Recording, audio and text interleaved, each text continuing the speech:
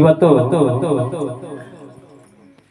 ಯಗ್ದಳ್ಳಿ ಗ್ರಾಮದಲ್ಲಿ ನಮ್ಮ ಲಕ್ಷ್ಮಮ್ಮನವರ ಅಣ್ಣಂದನೇ ದಿನದ ಶ್ರದ್ಧಾಂಜಲಿಯ ಕಾರ್ಯಕ್ರಮ ಅಂಗವಾಗಿ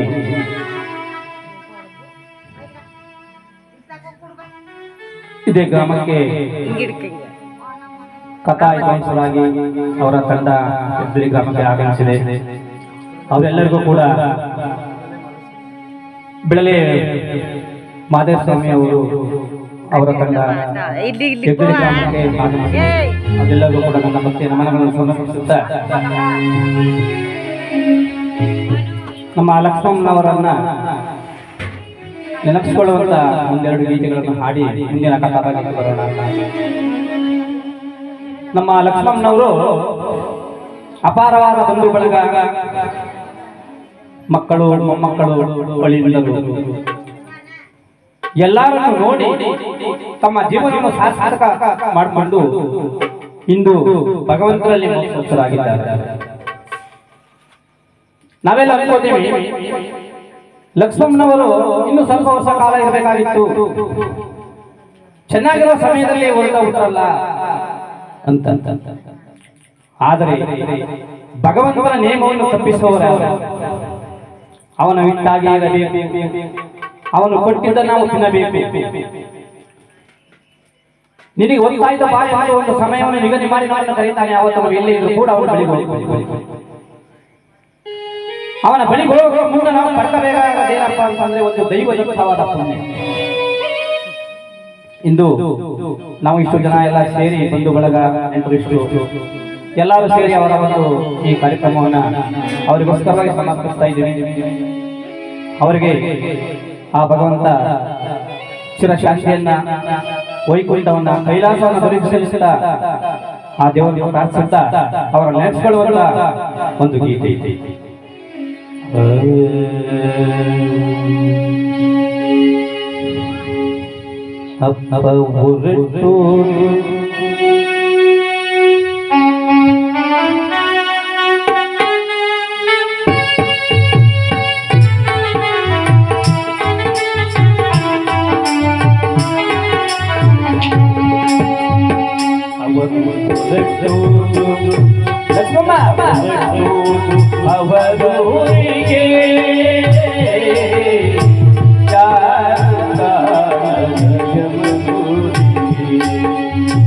ಕಲ್ಲು ಮುಳ್ಳಿಲ್ಲದ ಅವರೂರಿಗೆ ಅವರೂರು ಅವರೂರಿಗೆ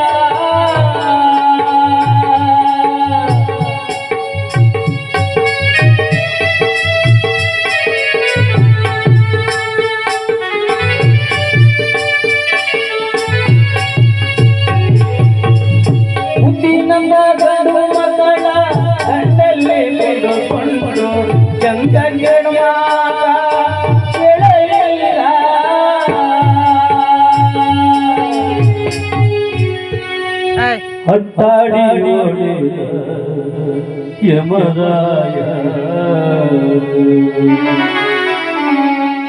ಅಪ್ಪ ಹೊರಟೋದು ಅವರೂರಿಗೆ ಯಾರು ಕಲ್ಲು ಮುಳ್ಳಿಲ್ಲದ ಅವರೂರಿಗೆ ಅಪ್ಪ ಹೊರಟೋದು ಅವರೂರಿಗೆ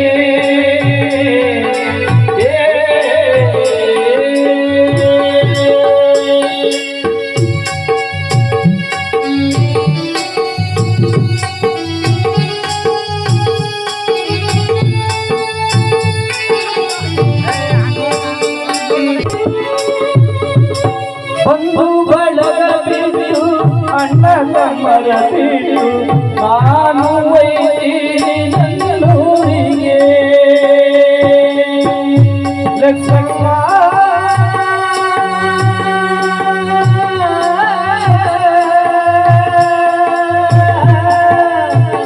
ಅಯ್ಯೋ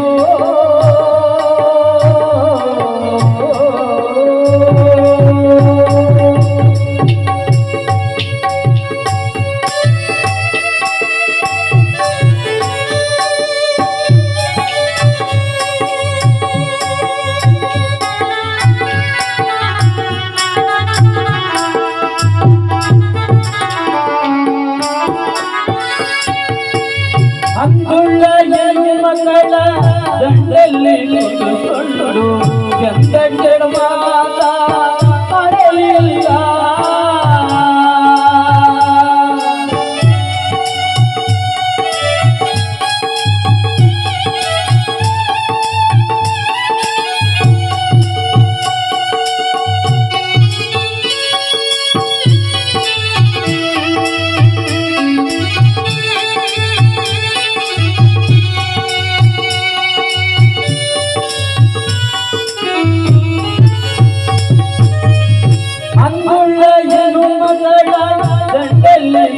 ಕೊಂಡು ಚಂದಗಡವಾದ ಎಳೆಯಿಲ್ಲ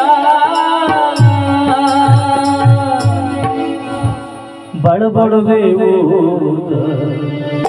ಲಕ್ಷ್ಮಣ